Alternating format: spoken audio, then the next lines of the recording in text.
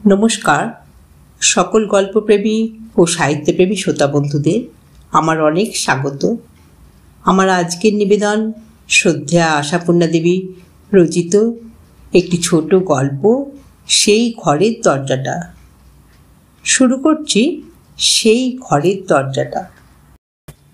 এই বাজারে এতটা অপচয় সহ্য করা চারটিখানি কথা নয়, তবু সেই অসহ্য অবস্থাটাকেই সহ্য করে যেতে হচ্ছে দিবাকর ঘোষালকে, নিরুপায় হয়ে দাঁতে দাঁত পিষে।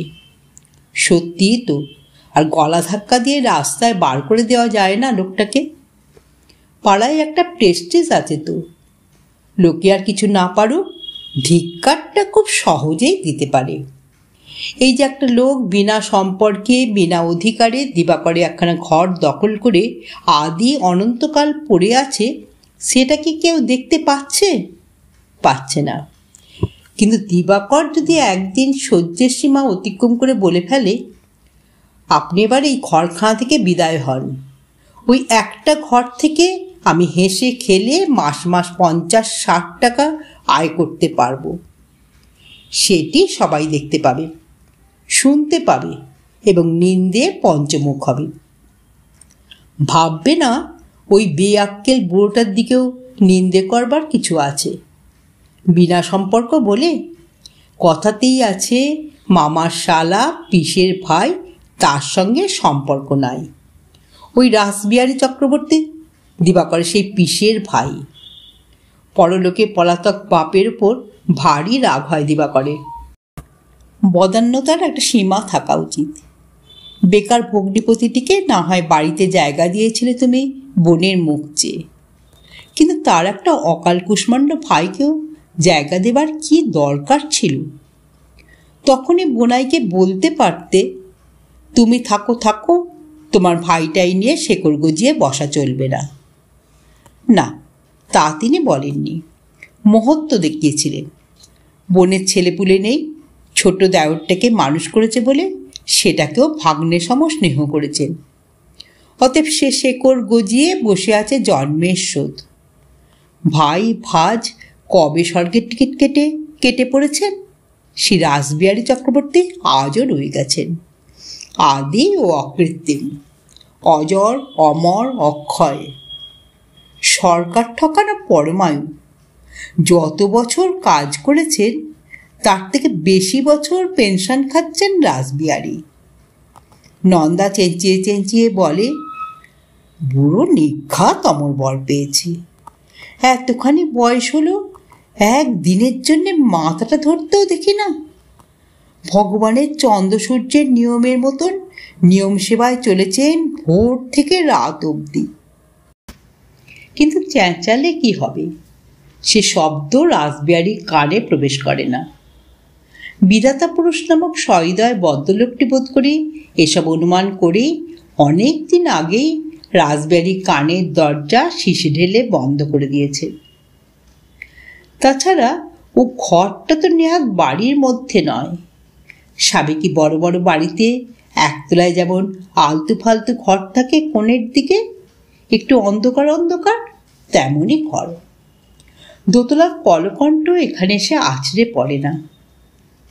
তবু ভাড়া দেওয়ার পক্ষে সেটাই তো সুবিধের ছিল। সাবেকি বাড়িতে চাকর বাকরদের যে নাইবার ঘরটর ছিল, সেটা ওরই সংলগ্ন।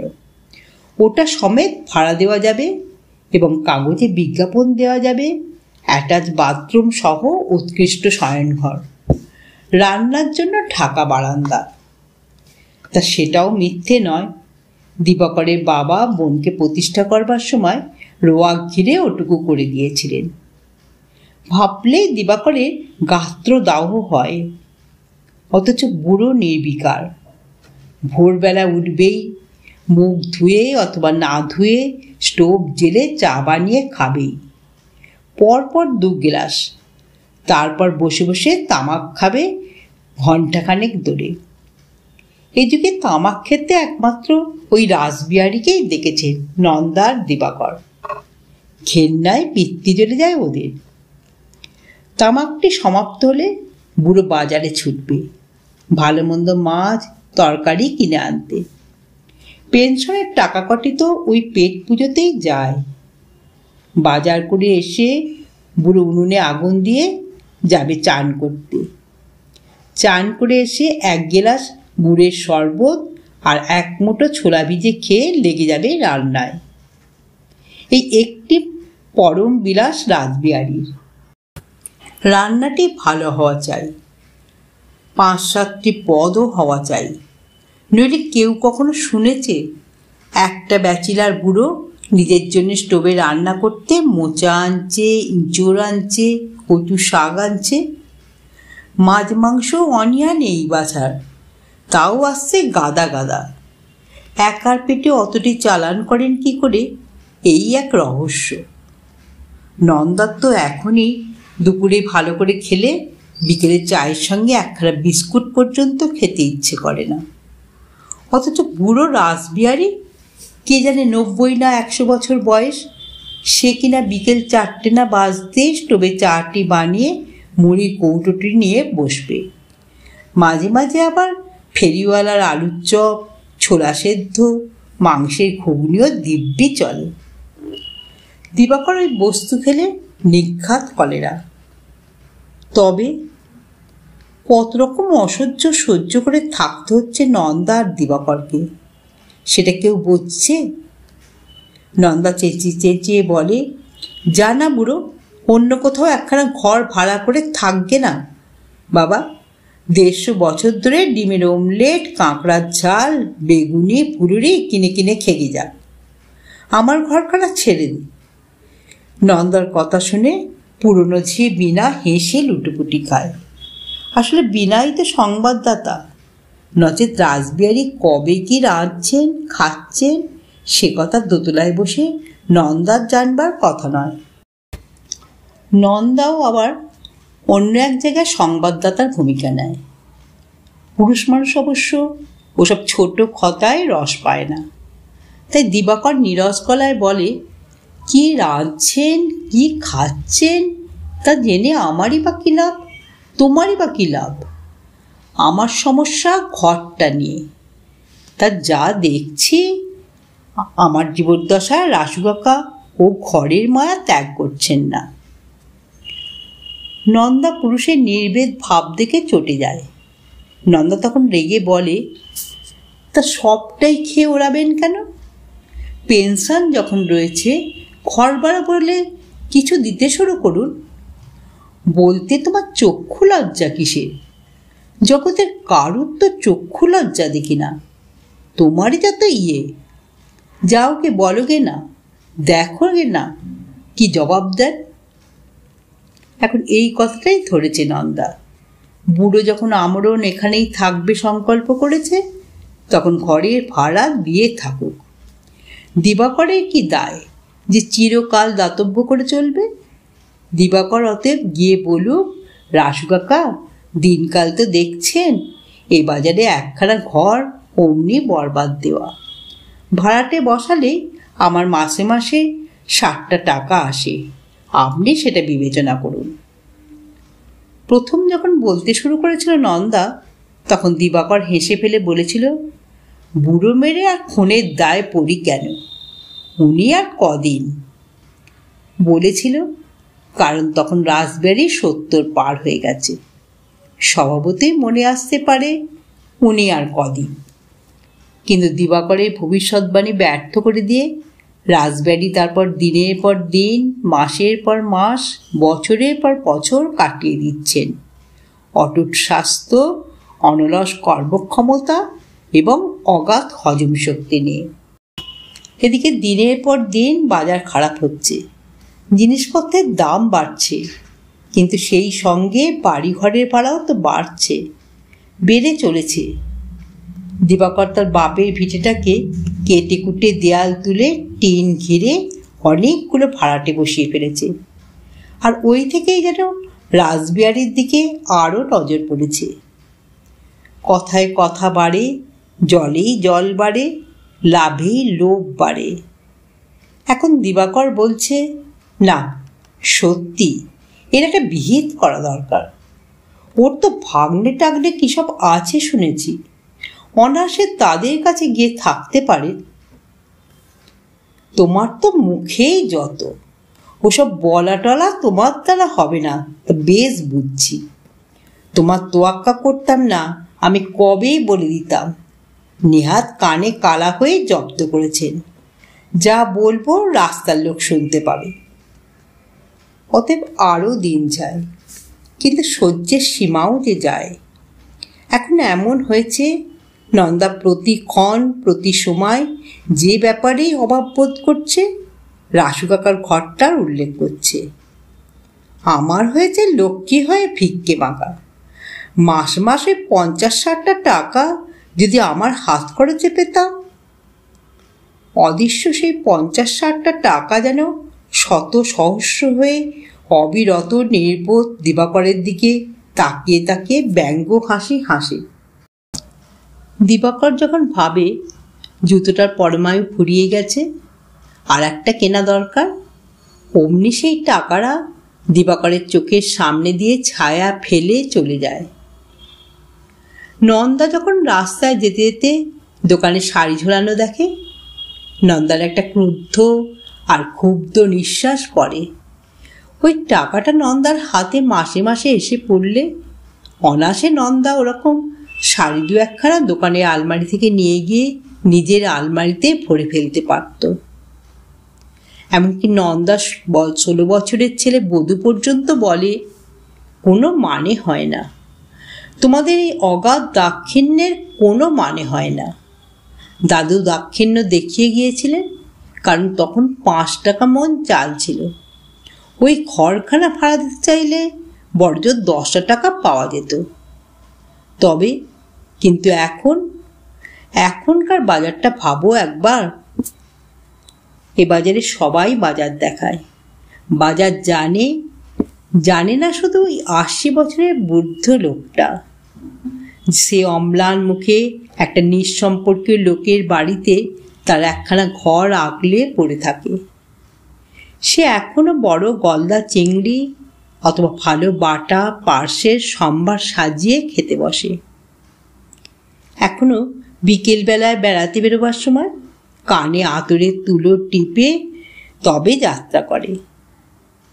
এদিকে দিবাকরের ডায়াবেটিস, হাই ব্লাড প্রেশার, আলু বন্ধ, ভাত বন্ধ, জগতের সর্ববিধ মিষ্ট রস থেকে বঞ্চিত। ক্রমশ এদিকটাও চোখে পড়ে নন্দার। তাই রেগে রেগে বলে, যতক্ষণ নয় বক রাক্ষসটি তোমার ভিটে থেকে নড়ছেন ততক্ষণ আর এ সংসারের মঙ্গল নেই। একটা 80-90 বছরের বুড়ো বসে বসে 3টে মানুষের খাওয়া খাচ্ছে, এমন অলক্ষণের ব্যাপারে কখনো মঙ্গল আছে? এখন আর দিবাকর বলে উঠতে পারে না, ওর পয়সায় উনি খাচ্ছেন, তাতে আমার কি, আমার ঘরটা নিয়েই থাকবে। দিবাকরেরও মনে হয় নন্দা যা বলে মিথ্যে নয়, রাসু কাকার পয় ভালো নয়। এমনই মনোভাবের সময় একদিন সোনায় সোহাগা চাঁদে চুলো বিনার মারফত জানা গেল কে নাকি খোঁজ করছিল এ বাড়িতে কি ভাড়া দেবার মতো ঘর আছে। নিজস্ব কল পায়খানা হলে সে একখানা ঘর 60-70 টাকাও দিতে প্রস্তুত। নন্দা বলল, তুমি বলবে কি না বলো, না বলো তো আমি আইন নিজের হাতে নেব। দিবাকর বলল, পেরে উঠবে না, পাড়ার লোক জড়ো হয়ে যাবে, ওনার কানে ঢুকবে না। আমি ঠিক করেছি একটা চিঠির মতো করে লিখে হাতে দিয়ে দেব। কথাটা যুক্তিগ্রাহ্য। নন্দা বলল, ঠিক আছে, বেশ ভালো করে গুছিয়ে গাছিয়ে লেখো একটা, এখনই লিখে দিয়ে অফিস যাও। দিবাকরের আবার বাংলা তেমন আসে না, তাই বলে তাড়াতাড়ি হবে না, অফিসে বসে লিখে আনবো। ভুলে যাবে না তো? না না পাগল। তো ভুলেও সত্যি যায়নি। অনেক মুসাবিদা করে যাতে লাঠি না ভেঙে সাপ মারা যায় তেমন ভাষায় চিঠিটা লিখে এনেছিল দিবাকর। কিন্তু এমনই কপাল তার, চিঠিটা কাজে লাগলো না। বাড়ির কাছাকাছি মোড়ের ধারে আসতেই দেখল গলির মুখে পাড়ায় লোকের ভিড়। দরজায় নন্দা।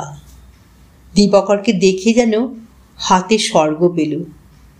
অনেক চেষ্টা করেছিল ওর অফিসে খবর দেবার, যোগাযোগ করে উঠতে পারিনি। শুকনো মুখে বলল, কখন এরকম হলো? নন্দা আরও শুকনো মুখে বলল, কিছুই জানি না, দুপুরে ঘুমোচ্ছিলাম, বিনা গিয়ে হইচই করে বলল। যেহেতু রাসবিহারী কেউ কোনোখানে নেই, তাই দিবাকরকে পিসের ভাইয়ের মুখাগ্নি করতে হলো। ঘরটা খালি হয়ে গেল, বিনা চেষ্টাতেই গেল। অথচ আশ্চর্য, এত বড় একটা লাভেও উৎসাহ দেখা গেল না কারুর, না দিবাকরে না বা তার স্ত্রী পুত্রের। হঠাৎ যেন সবাই ওই ঘরখানার কথা ভুলে গেল, যেন কোনো দিন ওই ঘরটাকে নিয়ে কোনো আলোচনা হয়নি ওদের মধ্যে, যেন ওই ঘরখানা প্রতি মুহূর্তে পিন ফোটায়নি ওদের, যেন ওটাকে খালি করবার জন্যে প্রতি মুহূর্তে তীব্র হয়ে উঠছিল না ওরা। এক মুহূর্তেই পুরোপুরি খালি হয়ে গেল ঘরটা, অথচ আর ওর জন্যে গরজ রইল না ঘরের মালিকের। ব্যাপারটা আশ্চর্য বই কি। অধীর আগ্রহে অপেক্ষা করার পর এমন শিথিল হয়ে যাওয়াটা খুবই আশ্চর্য। দিনের পর দিন কাটছে। রাসবিহারী চক্রবর্তীর একক সংসারে কতগুলো মলিন, বিবর্ণ, শ্রীহীন, কুৎসিত জিনিস যেখানে যেমন ছিল তেমনই পড়ে থাকছে। দরজার শেকলে একটা মরচে পড়া তালা ঝুলে আছে। এই দৃশ্য। এদিকে ওদের আসার দরকার হয় না, না দিবাকরে না তার স্ত্রী পুত্রে। যদি কোনোদিন কারুর ওর সামনে দিয়ে হেঁটে চলে যেতে হয়, দরজাটার দিকে কেউ তাকায় না। ভিতরে কোনো একটা জানলার কপাটের বোধহয় ছিটকিনি নেই, তাই একটু জোরে বাতাস উঠলেই আছড়ে আছড়ে শব্দ তোলে। দিবাকর তখন ভাবে ওটার একটা ব্যবস্থা করতে হবে, কিন্তু করা হয় না। ঘরের দরজাটা না খুললে তো হবে না। আপনারা এতক্ষণ শুনছিলেন আশাপূর্ণা দেবী রচিত সেই ঘরের দরজাটা। গল্পটি এখানেই সমাপ্ত হলো। যদি শ্রোতা বন্ধুদের আমার গল্প পাঠ ভালো লেগে থাকে, তাহলে অবশ্যই আমার চ্যানেলটিকে সাবস্ক্রাইব করে পাশে থাকা বেল আইকনকে প্রেস করে অল করে দেবেন। তাহলে যখনই আমি নিত্য নতুন গল্প আপলোড করব, আপনারা সঙ্গে সঙ্গে পেয়ে যাবেন। আপনারা সবাই খুব ভালো থাকবেন। নমস্কার।